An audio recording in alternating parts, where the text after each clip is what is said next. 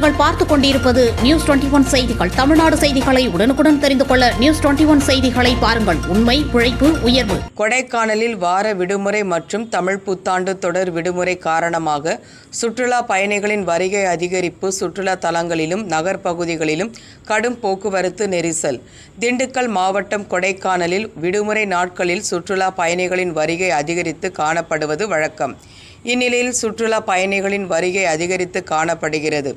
இதனையடுத்து கொடைக்கானலில் காலை முதலே குளிர்ந்த இதமான காலநிலை நிலவுகிறது. இந்த இதமான சீதோஷ்ண சூழ்நிலையை அனுபவித்து பில்லா ராக், குணா குகை, பைன் மரசோலை, மோய சதுக்கம், பிரைன் பூங்கா உள்ளிட்ட சுற்றுலா தலங்களின் இயற்கை அழகினையும் சுற்றுலா பயணிகள் ஆர்வத்துடன் கண்டு ரசித்து வருகின்றனர்.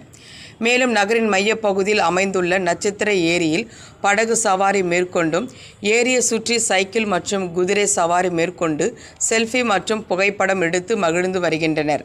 மேலும் சுற்றுலா பயணிகளின் வருகை அதிகரிப்பால் சுற்றுலா தலங்களிலும் நகர்ப்பகுதிகளிலும் கடும் போக்குவரத்து நெரிசல் ஏற்பட்டு வருகிறது.